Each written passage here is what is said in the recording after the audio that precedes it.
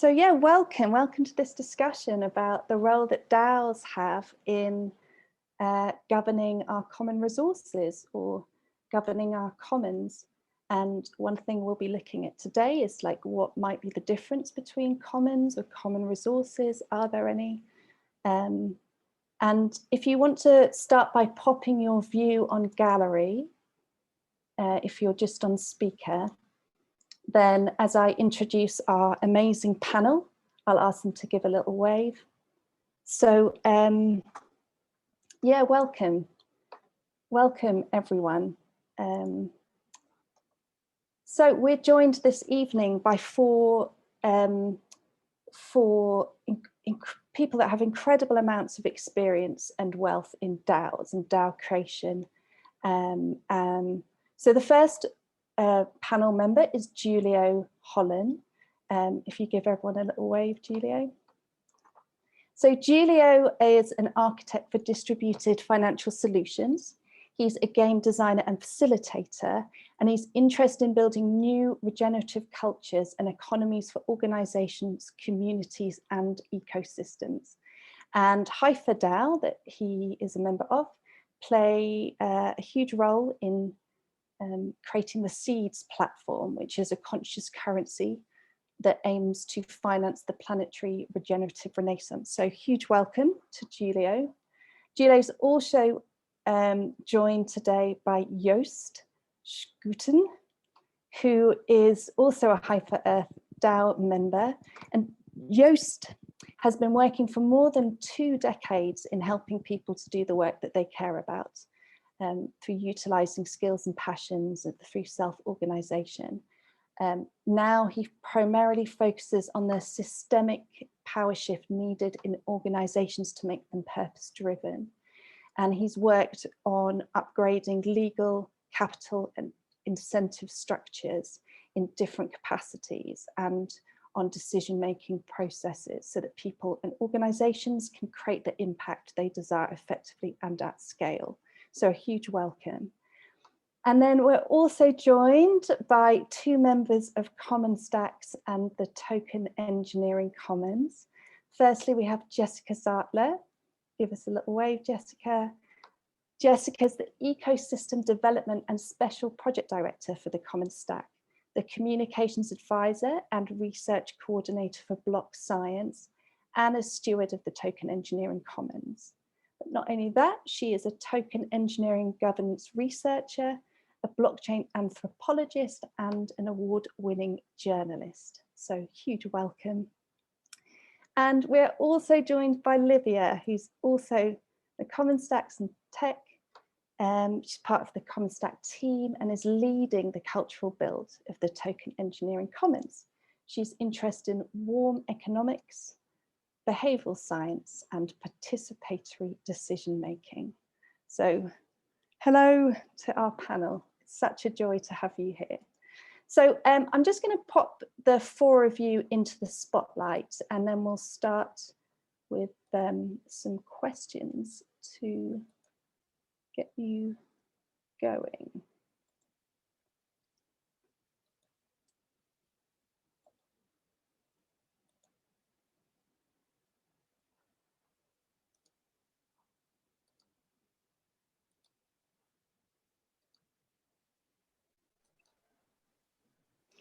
Brilliant.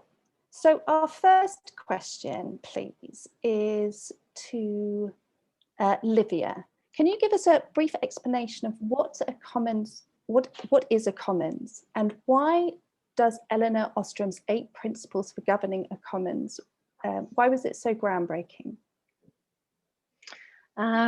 Yeah, so a commons, I think we all have an intuitive understanding of something that is commons to all, that it's shared. And I think a commons in the sense of a path beyond what we've seen from DAOs has something to do with the choice to collaborate and to create better institutions, to enjoy shared resource systems.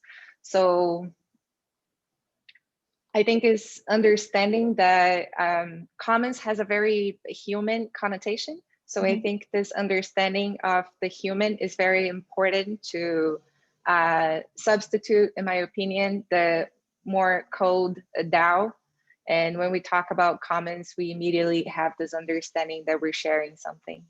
And the way Ostrom's work is so important for this steps toward more warm economies we're taking is because there is three influential models that are the tragedy of the commons, the prisoner's dilemma, and the logic of collective action.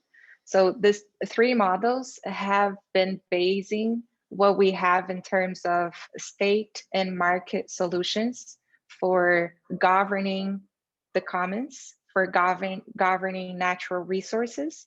And as we all might share this feeling, it hasn't been working so well. So Ostrom offers a set of principles that for the first time were introduced as an alternative to these three influential models. So as for so long we had the academia, the politics, and the practice of governance that we were seeing, showing us that we could not collaborate rationally, that there was so many blocks for shared governance, for self-managing resources and self-managing organizations and institutions. Ostrom does this very beautiful research on many commons that were actually on land. So she researches water basins, farms, fishery supplies, so many common pool resources that she calls CPRs all over the world, to look from this empirical research what were principles that could offer a design solution for how humans can organize themselves. So we've been following these 8 principles and implementing them into our cultural build to try seeing for a digital commons how this can apply and what are the challenges we have. And also, as Ostrom talks about in her book, there's this governing the commons. It's the book she won the Nobel Prize in economics for. So as she mentions here, those are challenges. Governing natural resources are challenges that we don't have a final answer. So there is a lot of trial and error of empirical experimentation and research to still go further in this field. Yeah, brilliant. Thank you. Thank you so much. And Giulio, can you share a bit with us about what a DAO is? Because that obviously plays a huge role in this conversation. And specifically, like, why are we here exploring the role that DAOs have in managing the commons? Yeah, sure. Yeah, you know, a DAO is an acronym for a distributed autonomous organization, right? It's actually, this became possible with the advent of the blockchain and what we're calling Web 3.0. And so it's the web that allows us to safely store and share data, right? So in a secure way, in a way that's not temperable by governments or institutions. So we have tools now to organize ourselves around the globe with this through the internet, of course, and the DAO is just one of the possible responses to collectively organizing resources, right? So basically, the general idea is that a bunch of people come together with maybe money or resources that they want to manage together, and each one of them receives a set of tokens or coins or currencies or points for depending the amount of resources they share. And then these points allow them to vote on this institution to allocate resources to projects. So without a centralized authority, without any boss telling them what to do, so they can collectively vote and decide how to spend their own resources. So that's the basic idea behind the DAO. So this is one of the possible solutions that is being tested for governing digital commons, so or digital organizations like this. So it's very exciting to be seeing this emerging as a solution, but there are many unanswered questions yet on how to scale this, how to so that's very yeah, basically that's what a DAO is. Of course, we had the first DAO emerging on the Ethereum blockchain, and it was a very interesting experiment, although it kind of failed because most of the money was kind of stolen, and there was like a scandal happening. But in any case, it served as a good lesson on what can be done. And we are still in the infancy of this technology, but this could really be a game changer for managing resources around the planet without having pyramid power structures to manage us. So yeah, that's it. That's brilliant. Thank you so much. And Jessica, just like picking up on something that Julia just said about issuing tokens. So that seems to be one of the unique elements of a DAO, is that they can create and issue tokens. But what is a token, and what does it mean to tokenize? What kind of things do DAOs normally tokenize? Yeah, thanks, Anna Marie. I hope you can hear me. I had to switch headphones. Thank you.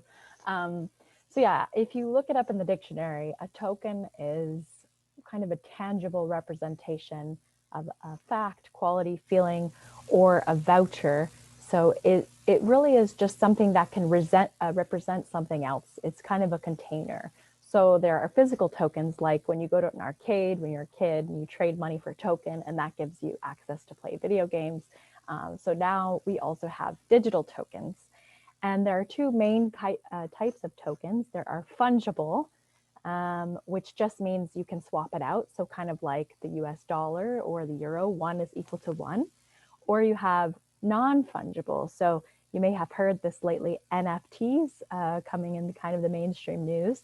So non-fungible just means that they don't necessarily have a one-to-one. You can't swap them. So say my Babe Ruth baseball card, I want to trade for your Michael Jordan baseball card. So it's not really a one-to-one. They kind of hold a different representation. And in this context with DAOs, the very cool thing about digital tokens is we can program them with rights and access. So again, going to that kind of arcade example. So this token that you trade money for, it gives you access to play video games. And now we can program digital tokens for pretty much anything. They're just a container. So we can program them for governance rights. We can program them for reputation. We can assign it a value, or we can open it to the markets and allow the markets to dictate the value. And also they can be transferable or non-transferable. So like at the arcade, you can't exchange that token and get your money back. That kind of vests you in the arcade economy, if you will. And at the common stack, we have a non-transferable reputation token that we're using called C-Stack that we use to assign a score. And that score represents how much a person is aligned with our mission. And our mission, you know, being that somebody cares about the collective over just individual benefits. And because that's transparent, it becomes this kind of signaling measure as well. So especially with non-fungible tokens, those NFTs that I was talking about that you may have heard of that are basically digital collectibles, this can be like a badge. So I could have an Ins for All community member NFT, and that has a reputation or a kind of connotation that translates even beyond language. If someone just sees a symbol, it kind of has this larger meaning. So that's just the kind of tip of the iceberg here. I don't want to go too far down the rabbit hole, but tokens offer us this way to quantify or to represent things that are very hard to measure. So even like a wedding ring, you know, this is kind of an expression or a representation of love that can't be measured. But in the case of DAOs, this is allowing for some incredible opportunity to get very intentional and very granular in the way that we assign and apply access control and rights at different layers within our communities, our economies, and our commons. Thank you, that's so interesting.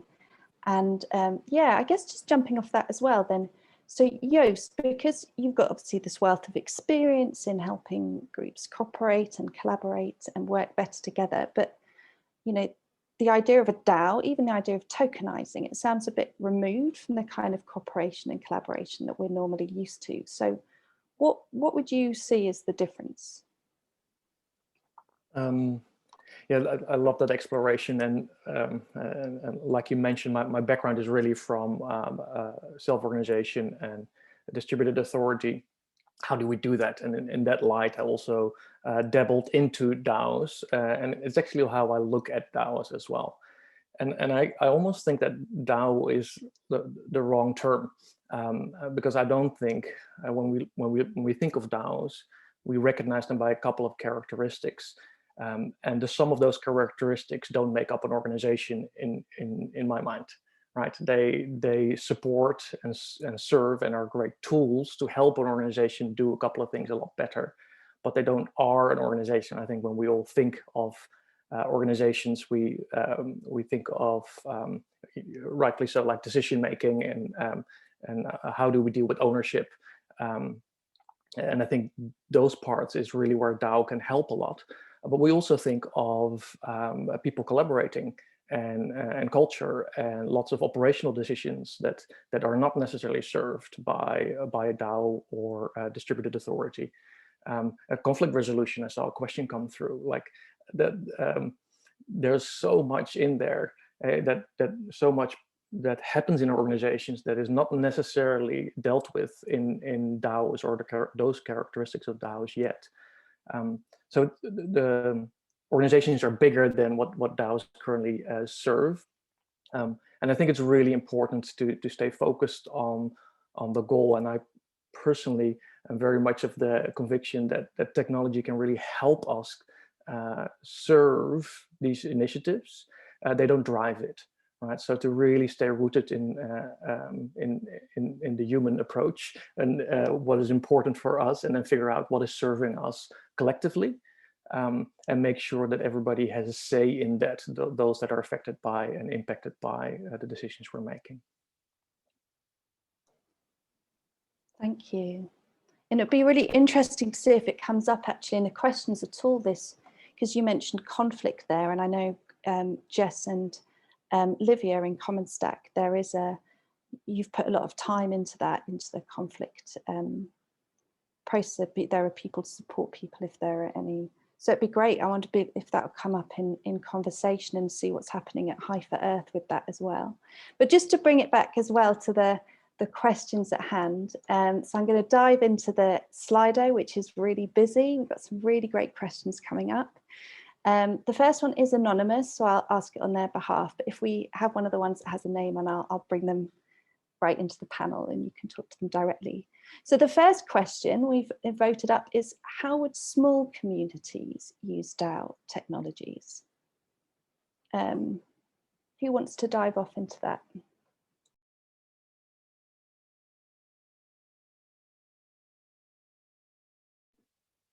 Well, I can say one little thing about it. I think what I think is really interesting is to answer a couple of questions around what the community is serving. Right, I really like the exploration of is the community self-organizing around a specific purpose to create a certain impact, or is the community self-organizing around serving those that are showing up? Right? Are you self-organizing around the people or self-organizing around a purpose? And that's really going to dictate what the DAO, if you want to use that, is going to serve. So my question would really be, what problems do you have that need a solution, and perhaps a DAO can help there. So I would kind of bounce the question back to really figure out what those needs are. I'm curious to hear what others say. Yeah, I love that, Joost. I think just always coming from this perspective, I think as technologists, we have a tendency to offer solutions before understanding what the needs are. And I think as one of the token engineering philosopher friends that we have always says, when you say you have a solution, you automatically create a problem. So I love that you started with that. And I'd say maybe a little more tangible example, because a lot of this is kind of so ethereal still. And what I am very interested to see is how we can connect what we're kind of building up in the ether, or, you know, in the sky, and bring it down to the earth. And there are a lot of ways that we can do that. But to focus on the question, I guess a really good example is right here in my backyard. I'm living in Ontario, and there's this place called the Bruce Trail. It's a beautiful hiking path that crosses farms, private land, public land, and it's this multi-stakeholder system where you have this common resource that people are sharing. So this is something that's a very kind of complex system, different rights, different access, different maybe desires, and coming together as a community to manage this commons that is this hiking trail. We can really come together as a community with all these multiple stakeholders and figure out what is it that we want to incentivize? What is it that we want to do to care for this land? And people have different opinions. So if they create a DAO, or in our case, a commons, which is also adding in this cultural and legal insulation, and what we're calling kind of warm DAO, just having this intention behind mission alignment, we can come and say, okay, we want to incentivize picking up trash. So we all come, we pool our resources, we all put in $1,000, we launch our own token, and then we want to give that token to people who pick up trash. So they could grab a bag of trash. There's another project like this already, take a picture of themselves and kind of validate that. So we have this open design space, but how could a small community use it? It's to manage these multi-stakeholder systems that are collectively have an interest to take care of a public good. So when we create boundaries around that, and we can get into some of Ostrom's principles, then this helps to, you know, protect this in a way. Otherwise, if there are no boundaries to the system, anybody can come and throw trash and, you know, defecate in your yard. Like this has actually happened. You know, these are the challenges that these small communities are facing. So so yeah, that's just one example of how a small community could use this technology to manage a common resource. Yeah, And go Olivia, please jump in. yeah, if I can just add a point to that, I also think it's very interesting the questions that a DAO brings up. So sometimes even if a small community wants to become a DAO, or a small project wants to become a DAO, the questions that we'll bring are, I think, are always helpful, even if they don't end up becoming a DAO.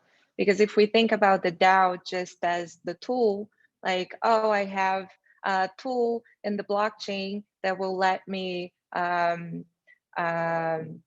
manage resources in a decentralized way, and this I have the crypto resources that are locked in a smart contract. Like all of this is just the last point of it, is one of the tools that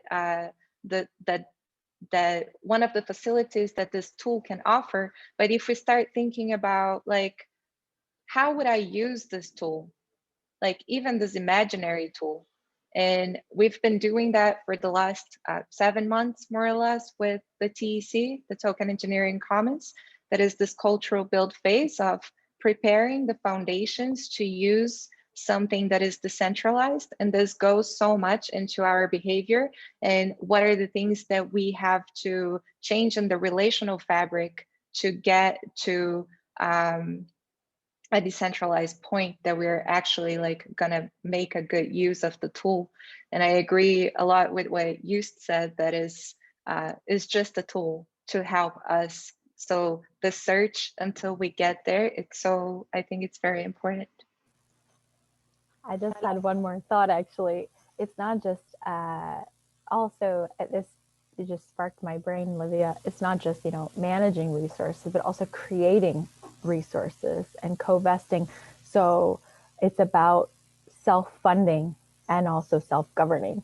So the beauty as well with cryptocurrency is until now, printing money or the creation of currency has been centralized, and now it is decentralized, kind of like the printing press came and decentralized publishing. Well, we've decentralized currency. And so we're moving from economic monoculture to economic permacultures. And we need this diversity. You know, if biology and living systems has shown us anything, it's that we need this diversity for survival. And now we have the opportunity to create our own currencies.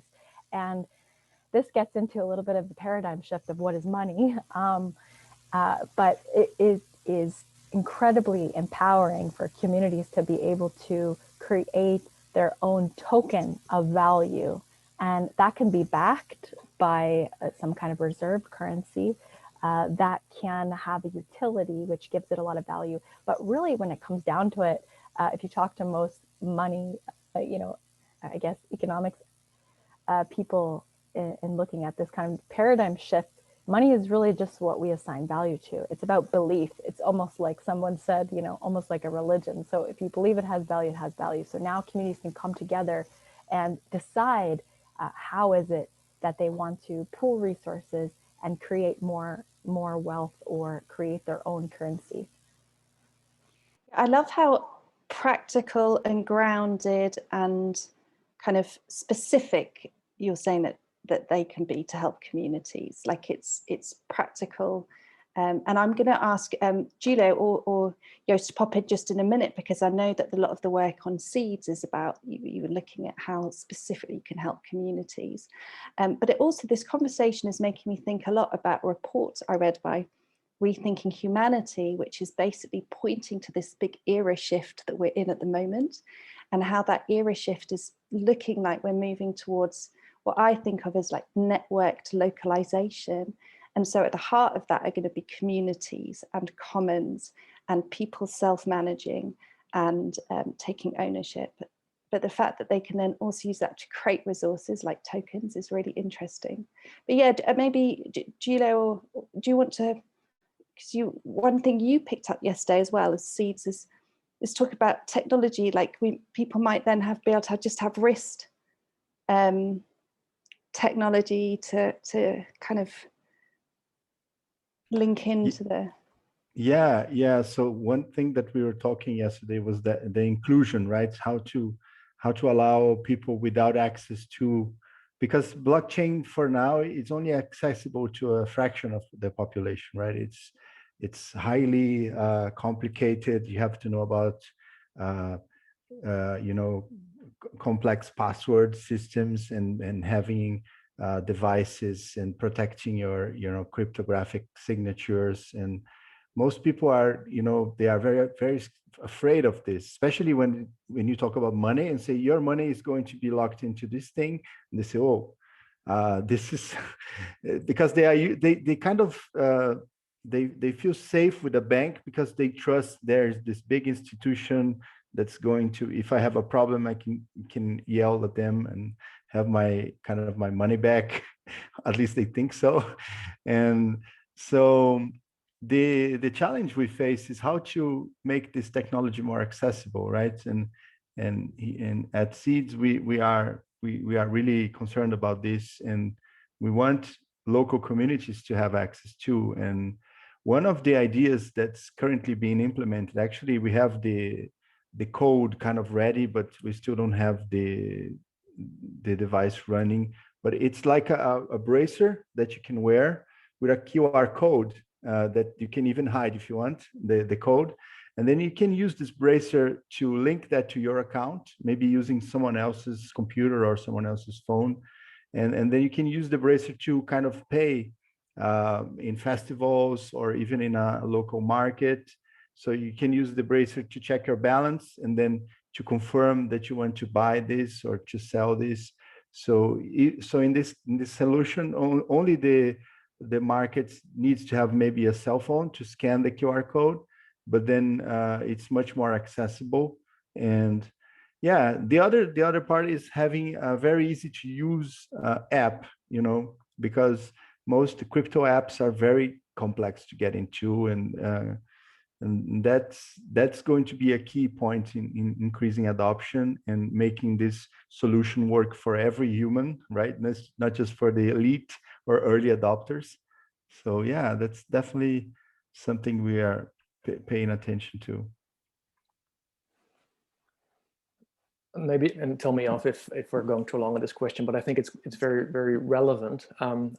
Just to jump to the comments a little bit in what it is that we're exploring there with seeds is how to make it participatory, right? So how can the communities come together and make collective decisions? And so what we kicked off within Seeds is the creation of a constitution on how we come together and how we make decisions, both around currency, but also around governance. So that people in the community can show up and actually partake in decision making, either actively, right? So to show up and say, hey, I have a proposal to change how we make decisions, either in the constitution of all of Seeds or locally for my community, or passively. And I'm really excited about this prospect, and it's really one of the areas where I think blockchain and DAOs can help in distributing authority, is to say, I want to show up, and I really trust Julio in his knowledge around XYZ, around, I don't know, water management. So whenever there's a question coming up around water management, I pledge my votes. I just vote along with Julio. I don't really know much about it, but I really like what Julio does. And for justice matter or conflict resolution matters, I'll do that with somebody else. And that way you can really, you kind of move away from, I give all of my votes to one person, like in our democracy, which is a wonderful innovation. And we now have the technology to move beyond that, to really allow communities to make decisions on multitude of subjects, while not necessarily knowing everything about everything, right? So I really love those experiments starting to show up. I just want to throw it in because I think that's where it gets interesting. Okay, how do we decide around our common resources? I love that. Thank you. And that's so incredibly rich. I feel like we could keep talking about that for the whole hour. It's fascinating. But let's jump on to the next one. So yeah, maybe Jessica, Olivia, you want to start with this one, because the next question is, what's your experience of managing conflict in the DAOs that you're a member of? Maybe you could just briefly explain what the conflict process is in the common stack, and like what the experience is. Yeah, thank you. Yeah, just so a clarification is that the conflict managing working group that we have is on the Token Engineering Commons, and there is an easy mix up about like what is the TEC and what is the common stack. So the common stack is supporting the TEC with the cultural build, and also the technical build. And one of the parts that are very important for this process that we saw it was missing in a lot of DAOs that we had contact with was the conflict management solution, and how to integrate this in the culture in a way that people feel like they're welcome to express issues that they're having, that there is safety around this as well. So we have a working group called Gravity, and Gravity in the sense that it brings people together. So the lead of this working group is Juan Carlos, and he has a master's degree in conflict management, and he's been putting up this step-by-step that goes along with something that Ostrom talks about, that is the graduated sanctions. So we don't want to be a punishing culture, but we also don't want to let things that are harmful for the community to pass by unnoticed or untreated. And Ostrom has a very beautiful approach to graduated sanctions, because she talks about forgiveness, of like the chance that the person who is maybe acting in misalignment with the collective, that through graduated sanctions, this person has the opportunity to forgive themselves in front of the community. So it's not something, it's not that there is one solution for all of the problems. It's important that if I am not accountable for something I promised I was going to be accountable for, and I know that this affects others that I'm collaborating with, if I don't do this because I had a problem, but then the system doesn't give me any chance to say like, hey, let me do something, let me feel better about this. So with the graduated sanctions and with a positive monitoring, we have been seeing that people do want to comply and do want to be within the boundaries more often than not. And another point of that it's somehow unrelated. In the beginning, it was unrelated, but then now we see that is very close to. So we have a praise system, and praise is basically like everything that people do, you praise them for. So it's a very subjective system, and you can praise someone for like a year of work, or you can praise someone for being there for you and listening to what you had to say or helping you with some type of task. So it can be something very soft to something very grounded. And this praise system ends up becoming a positive monitoring cycle, because you can see what everyone is doing through the gratitude of the community. So it creates this awareness, and also a bit of a relief if you like you're being praised about something and then you did something else that wasn't cool. So you know that you're not immediately this bad person. Like you don't identify with one action, because you understand that there is all of these other things that the community is also looking at.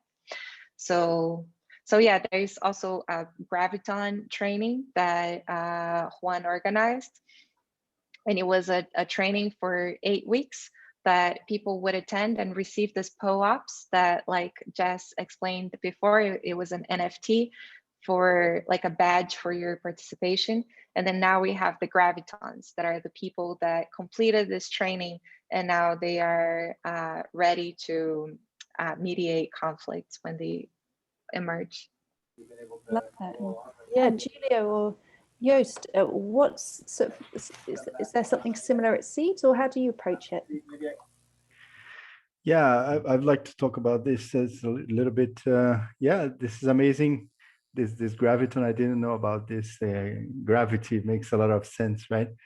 So on Haifa, we have, well, actually, we don't even call ourselves a DAO anymore. We call ourselves a distributed human organization, or DHO, right? It's because we really want to have the human at the center, right? And so we say the main difference between the DAO that we are creating and the other ones are, like, we are very much inspired by sociocracy and holacracy, and we have like rows and circles, and we really take self-organization and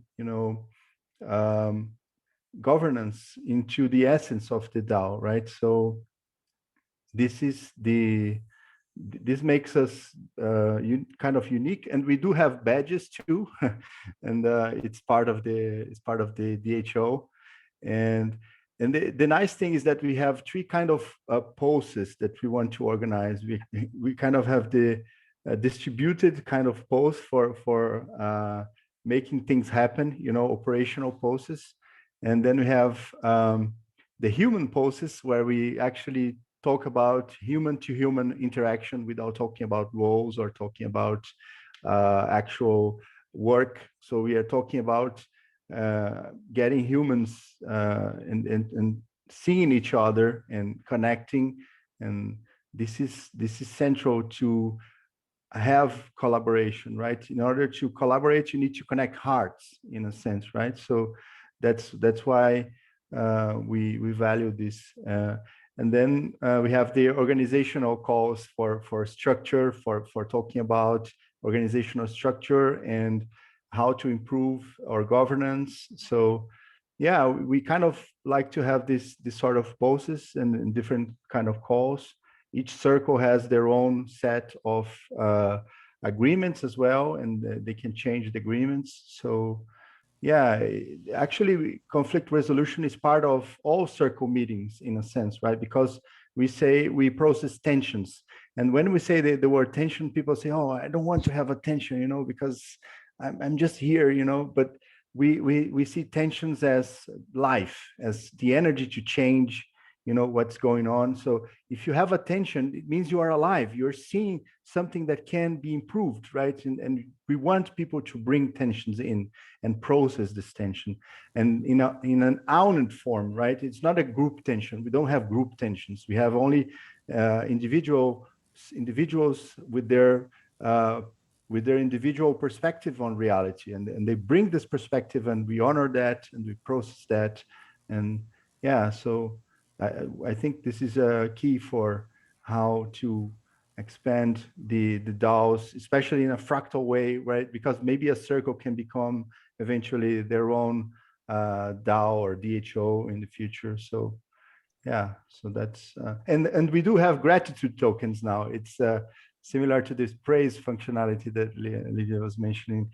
It's in an early stage. We are testing it, but I really have faith that this is going to improve the connection between humans, and yeah, it's very beautiful to see.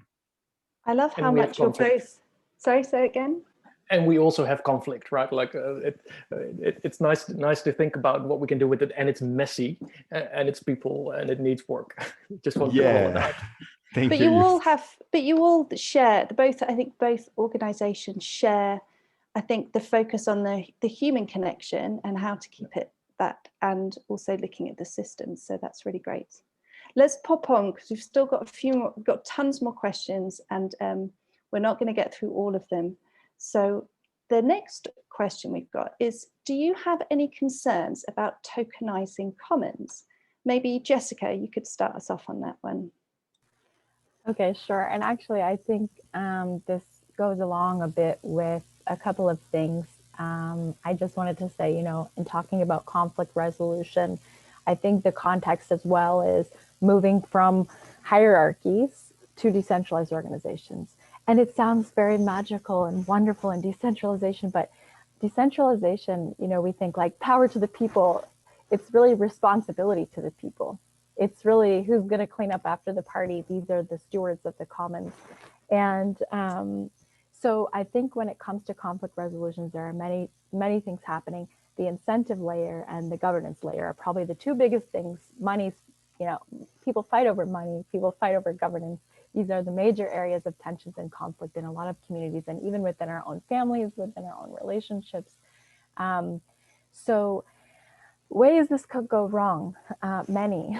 That's why it's really important to be intentional and really hold this phase of creation or shared creation very sacred, because these incentive mechanisms are so incredibly powerful. And if you look at the systems that are being created, Bitcoin 2009, for the last 10 years, it's been the same extractive games of, you know, it's all about individual benefit and greed. And what we're trying to do at the Common Stack, and I know Seeds and Haifa and so many incredible projects in this ecosystem are trying to say, let's try to design these systems in an ethical and responsible way. And this is where token engineering comes in, this emerging field that's trying to come and say, let's look at science, let's use data, let's model these systems like engineers when they build bridges, they model, they test, they validate their designs. We are building the economic power grids and the governance power grids of the future now. And these dysfunctional patterns are so deeply conditioned and embedded in these systems. So how do we create new, more regenerative, better patterns? And, you know, I would say that it actually starts from within, and there's this like fractal. I love that, you know, Julio, you had such a beautiful way to express some of your points, and I'm glad you brought up fractals. And Ostrom talks about nested institutions, but we can look at this in multiple perspectives, kind of an iceberg model. So there's within ourselves, we have these repeated patterns that are so deeply conditioned, and then we are embedding this into our system, and we're coming with these assumptions. So we have to start to try to unravel our biases and our assumptions. And now we have tools and technology, machine learning algorithms and neural networks that we're programming, but we have to be very careful about you know, what we're programming in these systems. So how could that go wrong? Many. My friend, she's about to quit Google. She tried to be the ethical AI director, but she says this is impossible. So there are possibilities for perverse incentives, and even what's happening with Ethereum, it's a zero-sum game. No, you know, it's a race for greed. So that's why token engineering is so important, that we take on this, like, we're going to carry the flag for responsible and ethical creation of these economic systems so that we don't recreate these dysfunctional patterns. So there are many ways it can go wrong. But if we take this engineering approach and do so ethically, we have a better chance, at least, than maybe ever before, with computer-aided governance, with, you know, the best of the machine learning and the humans at the end of the line making the decisions. We have a better chance than we ever have before, at least. I love that. I think that's so powerful. What that kind of alludes to for me is really the meta design, right? Like the honoring that we don't know the impact of what it is that we're designing, and that needs to be part of the design. Like the way I've come to this field is from a perspective of eliminating excessive discrepancies in our world altogether, which means everybody impacted by a decision and needs to be able to have a say in correcting it if it creates harm. And this is where I think tokenization and DAOs can get really, really powerful, is kind of in reimagining what ownership is. All right, so when we think of ownership, it's usually you're an owner of something and then you have absolute power over it. Where right now we have the ability, and this is like we can have the ability, if tokenization is done properly, where you separate financial risk and reward from operational decision making. So if you split those two out, it's no longer possible to buy power. And I think that's wonderful and key. Like, if a project doesn't have that, I am not partaking.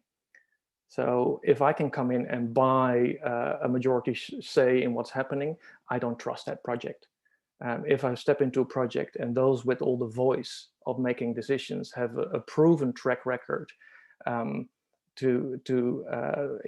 creating impact and showing up, that's building trust for me. So I think that's really where the innovation, in my opinion, comes from, is this reimagining and redefining what ownership means and how we interact with ownership. Wonderful exploration. That's great. Julia, do you want to jump in? Livia, sorry, do you want to jump in quickly, and then we'll try and get one last question in? Yeah, thank you. I'll be quick. I resonate so much with this, especially with the point that the change starts within, and that is the major point that it could go wrong, is if we don't take the ownership over our decisions and our decision-making capabilities. I think we've been so removed from the understanding of the power of our decisions. Like, I think we often think that, like, democracy, or that the voting systems we have, we only participate in them once every 4 years when we're putting a vote up there. But we are making decisions all the time, especially when we're spending our money. Like if I'm spending on the restaurant in the corner, I'm staking on the existence of that restaurant, and all of the decisions I make all the time, they are having an impact on the continuity of narratives, not only of physical places, but what is the message that is being shared from those people and from those places. And I think once we start questioning what are the decisions that I am capable of and that I feel comfortable with, what are the decisions that are on the edge of my comfort zone, and what are the decisions that I am completely incapable of taking and that I would rather delegate to someone else. So we're starting to introduce delegating voting systems, but I think this questioning, this self-evaluation of what can I make a decision and what I should delegate, and start having this self-knowledge that I feel like it's very scary sometimes, and it's scary to think of making my own incentives, because that means knowing myself, and maybe that will be uncomfortable, and then we often don't have places to talk about our uncomfortable feelings and emotions, and then this gets stuck. And I think this is one of the places where it could go wrong if we don't start opening spaces to unblock this talks about emotions, self-knowledge, and feelings, and the decisions and the power that we have. It's really fascinating, because I think the threads through a lot of this is about a level of personal development and self-awareness that we as people have to do to be able to use these tools well. That seems to be what I'm hearing a lot, that the tools themselves are really fascinating and useful tools, but if we're not doing the personal work to kind of match where we're heading to, yeah, that feels really important. Amazing. I just want to, there's just one last question. I just want to quickly, it might be quite an interesting ending kind of question for you all to jump in on. So the question is, are DAOs trustless? And if so, what does this mean? Maybe Joost, if we start with you. Well, if they are, and that's the complete organization, I'm not part of it. I think there's a really, I think we could spend a couple of hours exploring what trust actually means, by the way, but let's park that for now. I think the more interesting thing to me, what DAOs allow is, when we talk about trust, I think it has a lot to do with power and power abuse, or the lack thereof, right? If there is a little power abuse, there is more room for trust to grow. And I think that's what DAOs can offer. They can offer to free us from some explicit power abuse rooted in ownership, right? If we think of any company, your boss has power over you, or a CEO has power over you, or shareholders have power over you. In a DAO, we have explicit ownership and operational decision-making, and that power over you is now, at least in the explicit form of how you are compensated and how you, if you are or not a member of this community, is taken out of the equation. So you can show up with fewer power abuses. And that allows, I think, for more trust to grow. But if, that's actually the first question I asked when I decided to join HiFi is, do you guys see this as a trustless or a trustful organization? And the answer was human trustful. I said, okay, let's continue talking. I think that's how I would frame it. Yeah, thank you. If I can add, like, add to that. So one thing that I'm seeing in the DAO movement is that we are kind of getting to a DAO 2.0 version, right? In a sense, right? Because the first DAOs, they were very much around this trustless idea that the blockchain kind of provides. So you trust the smart contract, you trust the code, and code is law, you know? So everyone is kind of serving the code, like a super intelligent computer that's taking the decisions, but this is never going to happen, you know, because in the end we are all humans, and there are always the humans on the other end of the contract, right?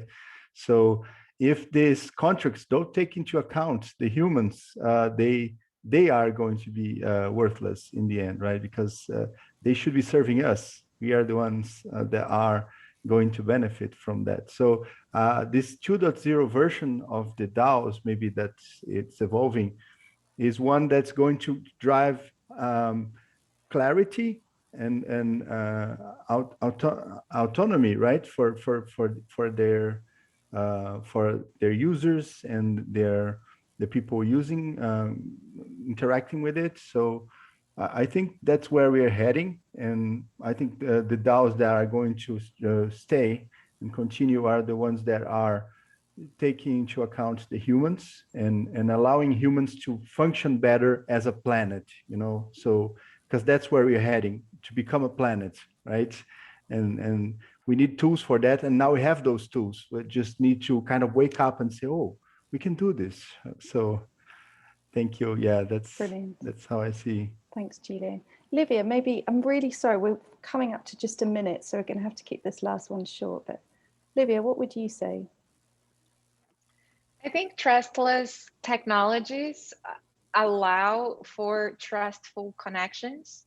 So the technology itself is trustless because it's transparent, because there's no humans involved on the transactions that are happening. I mean, not so many humans involved like we have in the other systems, but once these tools are very transparent, you can see everything that is happening, then the relations have that weight off their shoulders and they can focus more on the relational fabric and building trust between humans.